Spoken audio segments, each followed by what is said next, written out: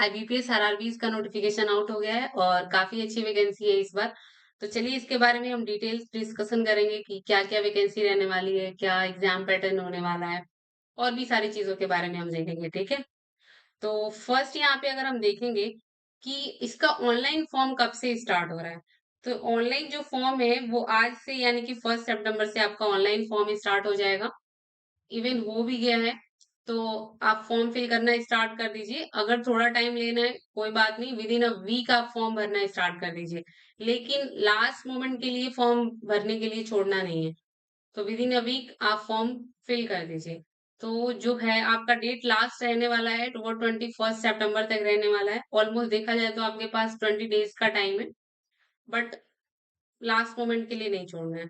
चलिए अब अगर हम यहाँ पे देखें कि एग्जाम जो है वो किस मंथ में हो सकता है, मोस्ट प्रोबेबली चांसेस क्या है, टेंटेटिव डेट्स क्या है, तो इसके बारे में अगर हम यहाँ पे बात करें, जो कि आपके नोटिफिकेशन में यहाँ पे मेंशन है कि जो आपका प्री ट्रेनिंग का एडमिट कार्ड आता है, जिन बच्चों के लिए जिनको पता नहीं होता कि कैसे एग्जाम ऑनलाइन अटेम्प्ट करते हैं, उनके लिए एक पहले से एक पेड करके एक ट्रेनिंग एडमिट कार्ड आता है। तो उसको आप दे के आप जाके रियल एग्जाम दे, एक ट्रेनिंग एज अ ट्रेनिंग आप ले सकते हैं, ताकि आपको रियल एग्जाम में कोई दिक्कत ना हो।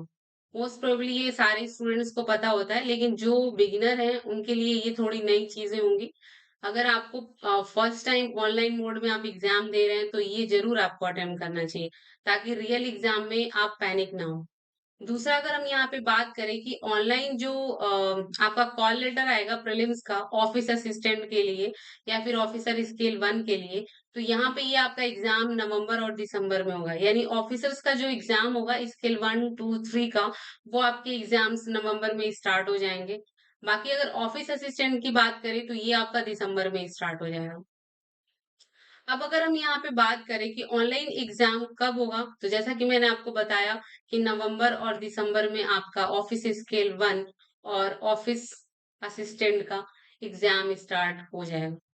अगर हम यहाँ पे बात करें कि रिजल्ट कब आएगा, तो रिजल्ट आपका एग्जाम के 20 डेज के बाद कभी भी आ सकता है रिजल्ट। तो अगर जिनका भी एग्जाम अच्छा हुआ रहेगा या फिर थोड़ा बहुत भी ऐसा लगेगा कि चांसेस हैं निकलने के, वो तो हम एग्जाम के टाइम पे देखेंगे। फिर भी आपको क्या करना है कि डे 1 से मेंस के एग्जाम को टारगेट करके चलना है। ये नहीं कि जी हम प्रीलिम्स कर लेते हैं, उसमें देखेंगे कि हमारा अटेम्प्ट सही है नहीं है, फिर हम मेंस की तैयारी स्टार्ट करेंगे, नहीं, ये गलती नहीं करनी है। मेंस का एग्जाम आपको स्टार्ट करके ही चलना है। तो अगर हम बात करें यहाँ पे तो रिजल्ट आपका दिसंबर और जनवरी में आ जाएगा। यानी कि अगर हम ऑफिसर्स की बात करें तो दिसंबर में रिजल्ट आ जाएगा और ऑफिस असिस्टेंट की बात करें तो वो आपका रिजल्ट जनवरी में आ जाएगा। ठीक है। चलिए, अब अगर हम बात करें यहाँ पे मेंस एग्जाम का कॉल लेटर कब आएगा, रिजल्ट आते ही तुरंत मेंस एग्जाम का कॉल लेटर नहीं आता है। उसको आने में थोड़ा सा टाइम लगता है, 1 वीक का 10 डेज का टाइम लगता है। तो यहाँ पे अगर हम देखेंगे तो दिसंबर में ही आपकी जब मेंस का प्रीलिम्स का रिजल्ट आएगा उसके 10 दिन बाद कॉल लेटर आ जाता है। तो दिसंबर और जनवरी में ही आपका कॉल लेटर भी आ जाएगा मेंस के लिए। और फिर मेंस का जो एग्जाम है वो आपका कब होगा, तो मेंस का एग्जाम अगर हम देखें यहाँ पे तो ये ऑफिसर्स के लिए दिसंबर में होगा और ऑफिस असिस्टेंट के लिए फरवरी में होगा। ये एग्जाम जो है दिसंबर मोस्ट प्रोबेबली लास्ट में होगा, स्टार्टिंग में नहीं होगा। ठीक है। अब अगर हम बात करें कि मेंस के एग्जाम का रिजल्ट कब आएगा, तो देखिए यहाँ पे क्या है कि फरवरी में अगर ऑफिस असिस्टेंट का एग्जाम होगा तो ये आपका मार्च तक इसका तो फाइनली रिजल्ट आता है, कभी भी आ सकता है। इसके बाद कोई इंटरव्यू का प्रोसीजर नहीं रहता है। लेकिन यहाँ ऑफिसर्स में आपका जो रिजल्ट है मेंस का वो आएगा जनवरी में आ जाएगा। ठीक है। और फिर आपका जनवरी में ही कॉल लेटर आएगा इंटरव्यू के लिए, और इंटरव्यू जो है आपका कंडक्ट होगा जनवरी लास्ट में या फिर फरवरी में होगा। ठीक है। अब अगर हम यहाँ पे बात करें कि यहाँ पे एग्जाम का रिजल्ट कब आएगा, फाइनल रिजल्ट, तो रिजल्ट जो है फरवरी लास्ट में या फिर मार्च में जो है आपका फाइनल रिजल्ट आ जाएगा। इस रिजल्ट में आपका ऑफिसर्स का भी रिजल्ट इंक्लूडेड होगा और ऑफिस असिस्टेंट का भी होगा। ठीक है। अब अगर हम बात करें नेक्स्ट की, तो नेक्स्ट में देखिए इसमें क्या-क्या चीजें हमें देखने को मिलेगी। एक तो कौन-कौन से आरआरबीज बैंक यहाँ पे पार्टिसिपेट किए हैं, एलिजिबिलिटी क्राइटेरिया क्या-क्या होगा, आपकी नेशनैलिटी क्या होगा, इंडियन, भूटान, नेपाली, वो चीज़ें हम डिस्कस करेंगे। ऐज क्या होनी चाहिए, फिर यहाँ पे रिजर्वेशन की बात करेंगे, गाइडलाइन क्या-क्या होगी, वो सारी चीज़ें देखेंगे, एक्स सर्विसमैन के बारे में देखेंगे यहाँ पे। एजुकेशनल क्वालिफिकेशन के बारे में देखेंगे, ईडब्ल्यूएस के बारे में क्या यहाँ पे डिटेल्स दिया हुआ है, इन सब के बारे में हम यहाँ पे डिस्कस करेंगे, कट ऑफ स्कोर के बारे में डिस्कस करेंगे, प्रीलिम्स मेंस की एग्जाम का क्या-क्या सिलेबस रहने वाला है, इंटरव्यू के बारे में, ये सारी चीजें हम यहाँ पे डिस्कस करने वाले हैं। ऑलमोस्ट मैंने आपको फॉर्म के साथ-साथ ये चीजें बता दी हैं कि कैसे-कैसे रिजल्ट का प्रोसीजर होगा, एग्जाम का प्रोसीजर होगा और फिर इंटरव्यू का क्या होगा, ठीक है? तो चलिए अभी अगर हम नेक्स्ट पे बात करें यहाँ पे, तो सबसे पहले यहाँ पे हम देखेंगे कि हमारा जो है यहाँ पे कौन-कौन से रूरल बैंक जो है पार्टिसिपेट करेंगे यहाँ पे। तो यहाँ पे स्टेट दिया हुआ है, जैसा कि आपको अलग-अलग स्टेट 28 स्टेट है यहाँ पे, और इन स्टेट में कौन-कौन सी आरआरबीज़ जो हैं वो अपनी वैकेंसी डिस्क्लोज़ किया हुआ है। तो ये आरआरबीज़ के नाम है। इस बार आपको देखने को भी मिला था न्यूज़ में कि आरआरबीज़ का एमलगमेशन हो गया है, तो इसलिए इस बार आपको कम दिखेंगी। लेकिन उसमें वैकेंसी का कोई भी रोल नहीं है। इवन आपको इस बार वैकेंसी इंक्रीज़ करके ही मिली है। ठीक है? तो उसका वैकेंसी पे कोई इम्पैक्ट नहीं पड़ा है। आप अपनी तैयारी पे फ़ोकस करिए। इनका जो हेड ऑफ़िस है, हम देखेंगे हेड ऑफ़िस इन-इन जगहों पे है, और फिर इसका लैंग्वेज क्या-क्या होना चाहिए। आरआरबीज़ में जो सबसे मेन इम्पोर्टेंट चीज़ होता है, वो होता है लैंग्वेज। आप सोच समझ के फॉर्म भरिए। अगर आपको लगता है कि आप 2-3 लैंग्वेज में कंफर्टेबल हैं, तो आप अदर स्टेट से भी भर सकते हैं। वो आप अपने कन्वीनिएंट के अकॉर्डिंग देख सकते हैं। इसमें लैंग्वेज भी मेंशन होता है कि अगर सपोज मान लीजिए कि आप गुजरात से भरते हैं, तो आपको गुजराती आनी चाहिए, क्योंकि लास्ट में आप लोग का एक लैंग्वेज टेस्ट होता है, तो उस टेस्ट में पास होना बहुत ही ज्यादा कंपल्सरी होता है। तो अगर आपको लगता है कि आप लैंग्वेज पास कर जाएंगे या आप कंफर्टेबल हैं उस लैंग्वेज में, वहाँ के उस स्टेट में आप सरवाइव कर पाएंगे, तो आप बेशक से अलग स्टेट से भी फॉर्म फिल कर सकते हैं। लेकिन अगर आप कंफर्टेबल नहीं हैं, तो आप अपने स्टेट से ही भरिए। क्योंकि आरआरबीज़ एक ऐसा बैंक होता है जिसमें आपका ट्रांसफर बिल्कुल भी नहीं होता है। आप जिस स्टेट में रहेंगे, जिस स्टेट में आपकी जॉइनिंग होगी, उसी स्टेट में आपको एंड ऑफ द सर्विस रहना पड़ेगा। ठीक है? चलिए, अब अगर हम आगे देखें कि एलिजिबिलिटी क्राइटेरिया क्या-क्या होनी चाहिए, तो फर्स्ट आपको इंडियन सिटीज़न होना चाहिए। नेपाल सिटीजन्स भी हो सकते हैं या फिर भूटान के भी हो सकते हैं। ठीक है? रिफ्यूजीज़ में भी आपको यहाँ दिया हुआ है कि आप 1962 के पहले के होना चाहिए, ये सारी चीज़ें इसमें मेंशन है, ठीक है? अब अगर हम बात करें यहाँ पे कि ऐज क्या-क्या होनी चाहिए आपकी, अगर आप अलग-अलग रिज़र्वेशन कैटेगरी से हैं तो। तो अगर हम यहाँ पे बात करें ऑफिस असिस्टेंट की, तो ऑफिस असिस्टेंट में आप 18 से 28 साल के बीच में होना चाहिए। यानी कि मिनिमम एज जो है आपकी, वो 18 ईयर होना चाहिए और मैक्सिमम एज आपका 28 ईयर होना चाहिए। कैंडिडेट जो है, वो 2 सितंबर 1997 से पहले का नहीं होना चाहिए और 1 सितंबर 2007 के बाद का नहीं होना चाहिए। ठीक है? अब अगर हम बात करें स्केल 1 का, जिसमें असिस्टेंट मैनेजर है, वो आपका मिनिमम जो है वो 18 साल और मैक्सिमम जो है वो 30 साल होना चाहिए, ठीक है? यानी कि 2 सितंबर 1995 से पहले का नहीं होना चाहिए और 1 सितंबर 2007 के बाद का नहीं होना चाहिए। अब अगर हम यहाँ पे बात करें स्केल 2 और स्केल 3 के बारे में, तो यहाँ पे आपका 21 से लेके 32 साल का एज होना चाहिए, यानी मिनिमम आपका एज 21 ईयर होना चाहिए और मैक्सिमम 32 ईयर होना चाहिए, ठीक है? बात करें ऑफिसर स्केल थर्ड की, तो इसमें जो है वो आपका मिनिमम एज 21 ईयर होना चाहिए और मैक्सिमम जो है वो 40 ईयर होना चाहिए। अब यहाँ पे हम देखेंगे कि अलग-अलग रिजर्वेशंस में या कैटेगरीज में क्या-क्या बेनिफिट्स मिलेंगे। तो यहाँ पे अगर हम देखेंगे एज रिलैक्सेशन में, तो यहाँ जो है वो एसटी एससी वालों को 5 सालों का रिजर्वेशन मिलेगा, एज रिलैक्सेशन। यानी कि जो भी आपका एज है उसमें 5 साल और आप एक्स्ट्रा दे सकते हैं एग्जाम, ठीक है? ओबीसी के लिए आप 3 साल का आपको अलग से बेनिफिट मिलेगा।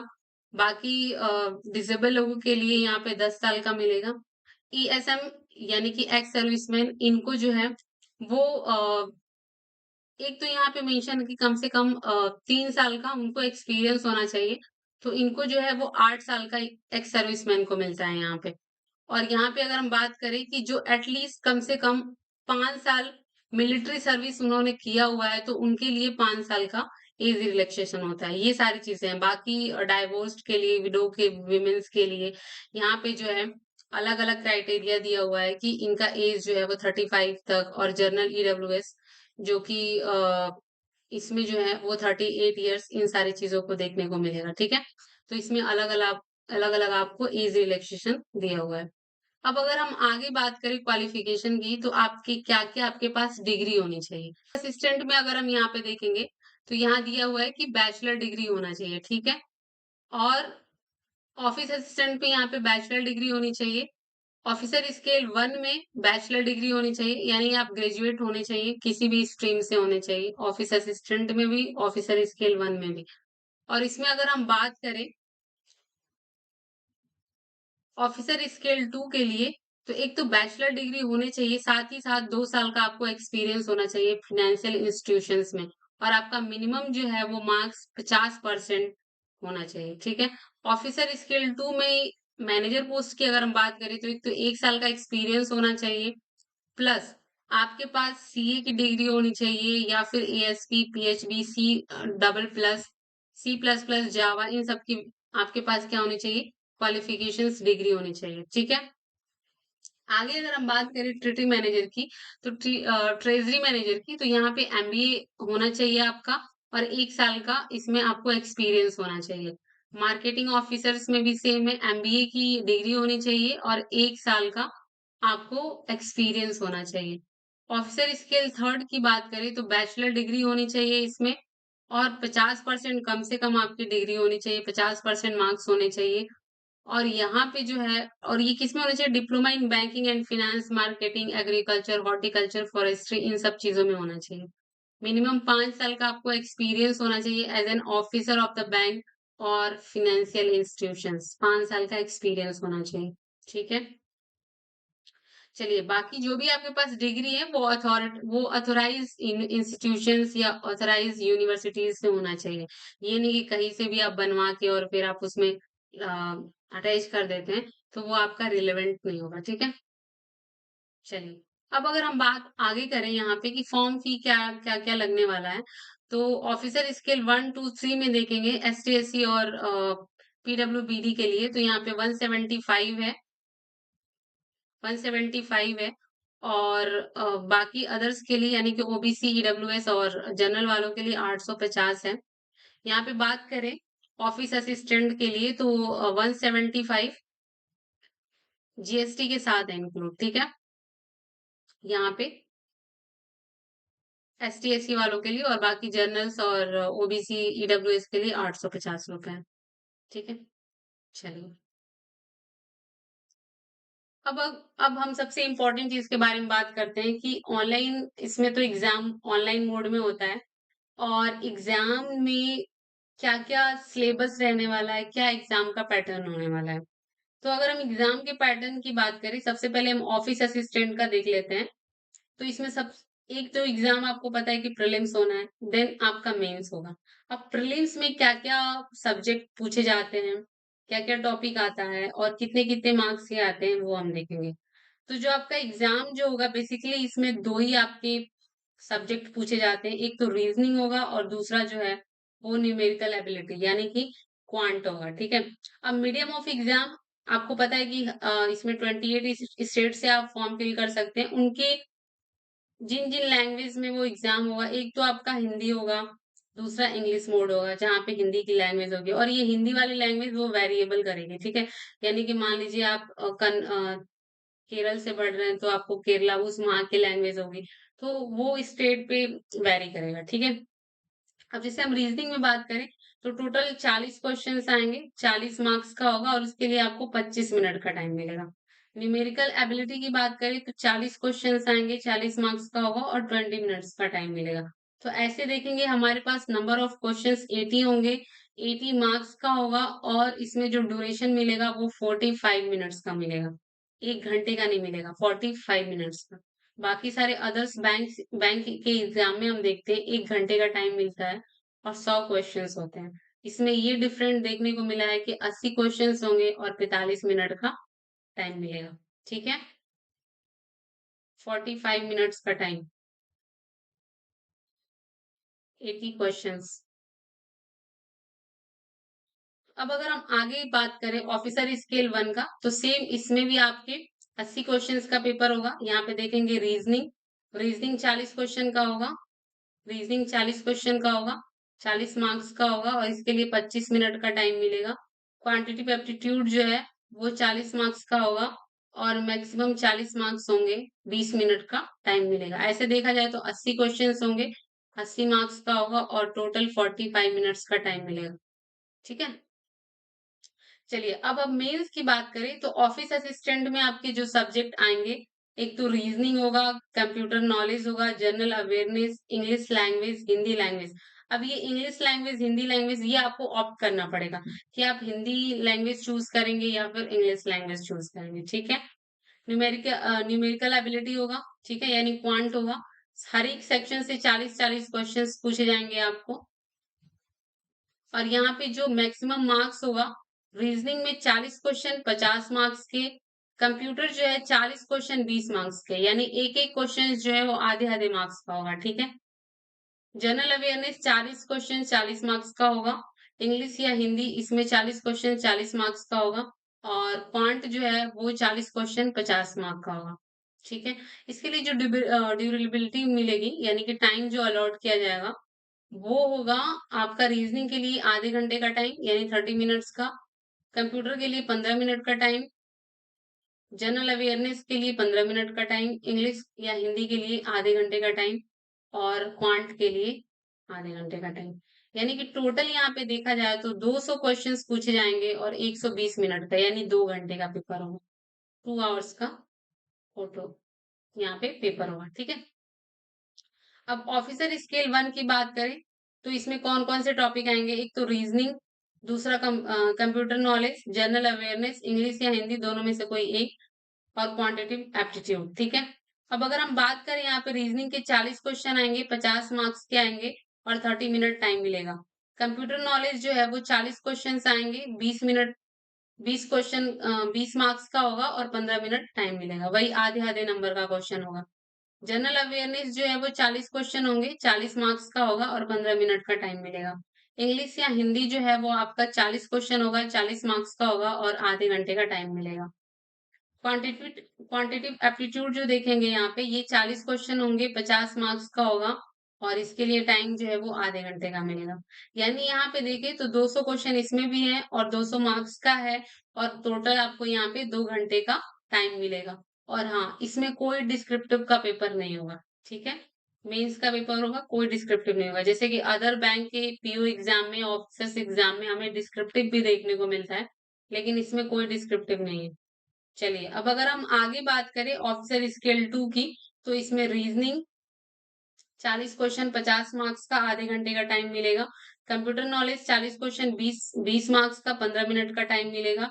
Financial awareness 40 question 40 marks 15 minute का टाइम मिलेगा। इंग्लिश की बात करें तो 40 क्वेश्चन 40 मार्क्स 30 मिनट का टाइम मिलेगा।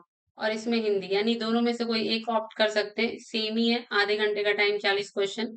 अब अगर हम बात करें यहाँ पे, एक तो क्वांटिटिव एप्टीट्यूड है और डाटा इंटरप्रिटेशन, यानी कि डीआई भी होगा, इसमें मेंशन किया हुआ है कि डीआई आएगा। ठीक है।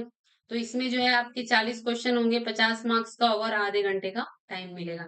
यानी इसमें भी क्या है, आपको 200 क्वेश्चंस होंगे, 200 मार्क्स का होगा और इसमें भी 2 घंटे का टाइम मिलेगा। ठीक है। चलिए, और इसमें कोई प्रीलिम्स का एग्जाम नहीं होगा। ऑफिसर स्केल 2 में एक ही लेवल सिंगल एग्जाम होना है, फिर इंटरव्यू होगा आपका। इसमें सिर्फ मेंस मेंस ही होगा, प्रीलिम्स का कोई एग्जाम नहीं है। अब ऑफिसर स्केल 2 में ही स्पेशलिस्ट कैडर का अगर एग्जाम देखें, तो यहाँ प्रोफेशनल नॉलेज जो भी आपके सब्जेक्ट से रिलेटेड होगा उसमें 40 क्वेश्चंस होंगे, 40 मार्क्स का होगा और आधे घंटे का टाइम मिलेगा। रीजनिंग जो है वो 40 क्वेश्चन होगा, 40 मार्क्स का होगा और आधे घंटे का टाइम मिलेगा। Financial awareness 40 question 40 marks 15 minute का टाइम मिलेगा। इंग्लिश या हिंदी 40 क्वेश्चन 20 मार्क्स 30 मिनट का टाइम मिलेगा। कंप्यूटर नॉलेज जो है वो आपके 40 क्वेश्चन 20 मार्क्स 15 मिनट का टाइम मिलेगा। अब देखिए इसमें इंग्लिश और हिंदी भी है, आधे आधे मार्क्स का है। ठीक है। और बाकी आपका क्वांट जो है और डीआई 40 क्वेश्चन 40 मार्क्स 30 मिनट, यानी टोटल यहाँ पे देखा जाए तो टाइमिंग जो है थोड़ा इंक्रीज हो गया है, क्योंकि इसमें एक प्रोफेशनल नॉलेज जो है वो ऐड हुआ है। तो यहाँ पे 240 क्वेश्चन है, 200 मार्क्स के हैं और 150 मिनट, ठीक है? यानी आपको 2.5 घंटे का टाइम मिलेगा इसमें। अब अगर हम बात करें स्केल 3, तो यहाँ पे रीजनिंग 40 क्वेश्चन 50 मार्क्स, आधे घंटे का टाइम मिलेगा। कंप्यूटर नॉलेज देखिए तो इंग्लिश, ये तो लैंग्वेज है यहाँ पे, 40 क्वेश्चन 20 मार्क्स 15 मिनट का टाइम मिलेगा। Financial awareness 40 question 40 marks 15 minute का टाइम मिलेगा। इंग्लिश या हिंदी 40 क्वेश्चन 40 मार्क्स, आधे घंटे का टाइम मिलेगा। और क्वांट और डीआई जो है वो आपका 40 क्वेश्चन 50 मार्क्स का 30 मिनट का टाइम मिलेगा। ठीक है? यानी कि यहाँ पे भी जो है 200 क्वेश्चन 200 मार्क्स और 120 मिनट का टाइम, यानी 2 घंटे का टाइम। और ये जो कि दिया हुआ है मैंने पहले ही बता दिया है कि कैंडिडेट या तो हिंदी और इंग्लिश दोनों लैंग्वेज लैंग्वेज से कोई एक लैंग्वेज को ऑप्ट कर सकते हैं। अब अगर हम बात करें कि क्या इसमें माइनस मार्किंग होता है, बिल्कुल होता है। 1/4 का माइनस मार्किंग होता है। ठीक है? अगर एक क्वेश्चन सही है, 4 क्वेश्चन, एक क्वेश्चन अगर गलत हो गया,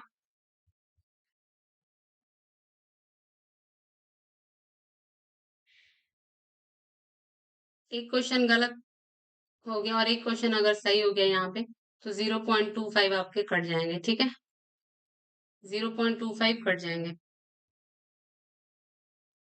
चलिए, अब अगर बात करें इसके बाद क्या प्रोसीजर होता है, तो इंटरव्यू का प्रोसीजर होता है। इंटरव्यू आपका ऑफिसर स्केल 1 में नहीं होगा।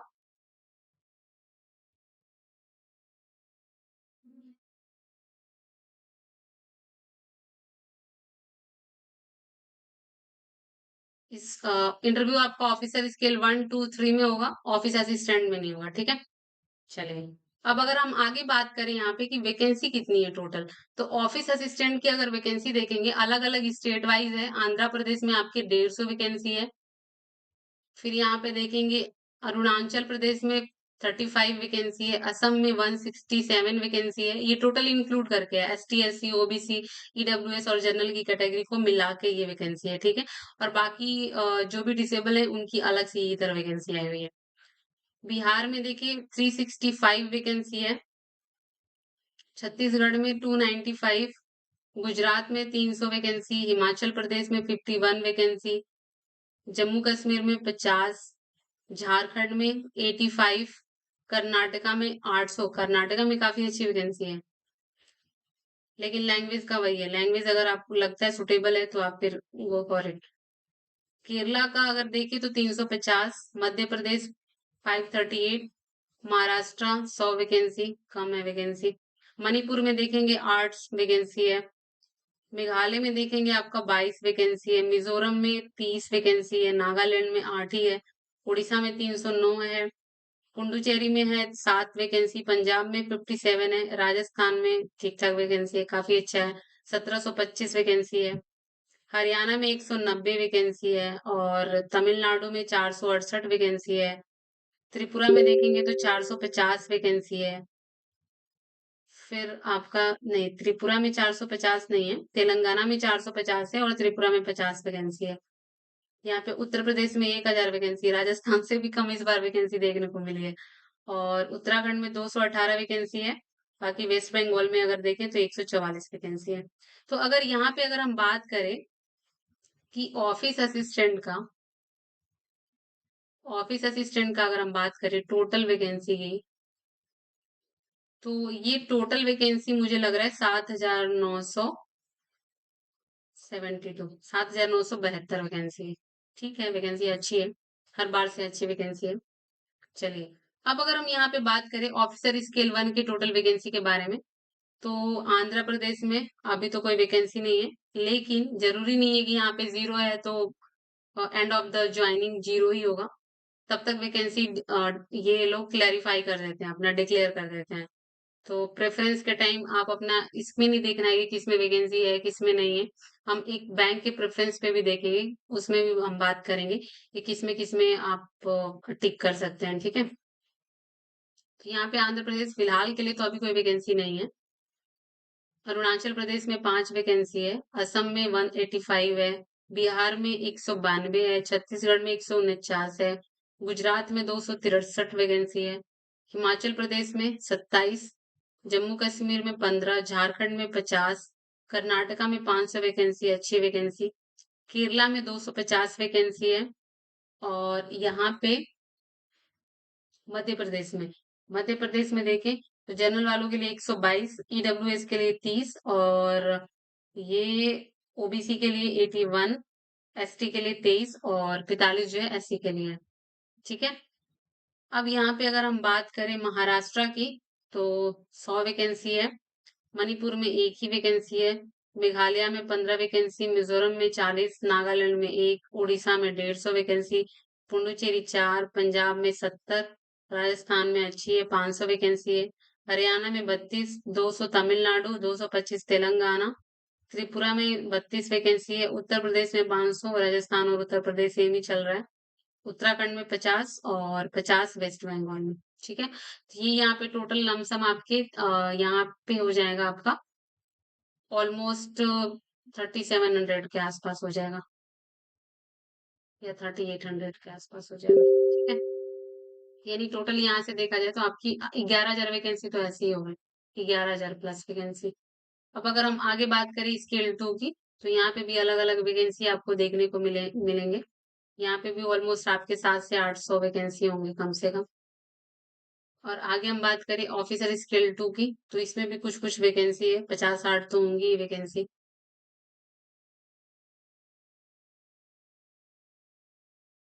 बाकी अगर अगर हम आगे देखें ऑफिसर स्केल 2 में ही सीए के लिए देखेंगे तो इसमें भी 50 से 60 वैकेंसी देखने को मिलेंगी। स्केल 2 में लॉ के लिए देखेंगे तो इसमें भी मुझे लग रहा है 30 वैकेंसी तो देखने को मिल रही है सामने से। बाकी ट्रेजरी मैनेजर के लिए देखेंगे तो इसमें मुझे लग रहा है 8 से 10 वैकेंसी है। आगे मार्केटिंग ऑफिसर्स के लिए देखेंगे तो यहाँ भी मुझे लग रहा है 10 से 20 वैकेंसी, 10 से 20 वैकेंसी देखने को मिलेंगी।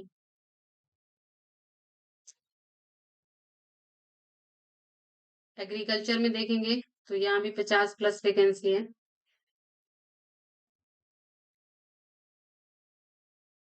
यहाँ पे भी 50 प्लस वैकेंसी है।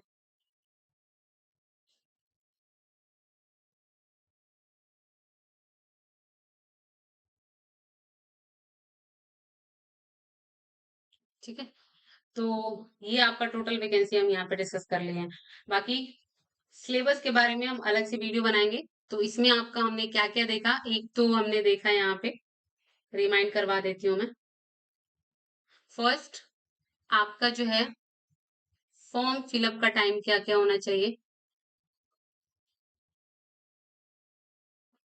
फॉर्म डेट, दूसरा जो है एग्जाम पैटर्न,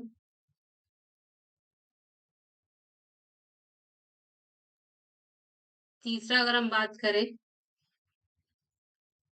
वैकेंसी, चौथी की अगर हम बात करें यहाँ पे फॉर्म फी,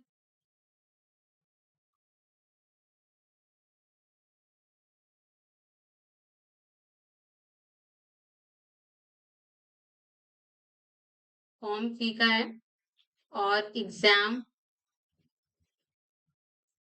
मंथ, कब कब एग्जाम होना है। ठीक है। तो मोस्ट प्रोबेबली हमने इसमें 80% चीजें कवर कर ली है। अब हम सिलेबस के बारे में हम नेक्स्ट वीडियो में बात करेंगे। ठीक है। तो बस इस वीडियोस को देखना है और form within a week fill करना है। ठीक है। वैकेंसी अच्छी खासी है, तैयारी अपना स्टार्ट कर दीजिए। और मोस्ट प्रोबेबली मैं 1 या 2 दिन में इसके लिए रीजनिंग का एक अलग से लेके आऊंगी वीडियोस। उसमें काफी अच्छे अच्छे क्वेश्चंस देखने को मिलेंगे और मोस्ट प्रोबेबली आपके जो क्वेश्चंस के पैटर्न होंगे आपको उसी वीडियो से मिल जाएंगे देखने को। रियल एग्जाम में कैसे पेपर आते हैं सेम टू सेम हम उसी पैटर्न के बारे में डिस्कस करेंगे, उन्हीं क्वेश्चन से रिलेटेड क्वेश्चन डिस्कस करेंगे। तो आप उस वीडियोस में बने रहिएगा, देखिएगा, आपको बेनिफिट जरूर होगा।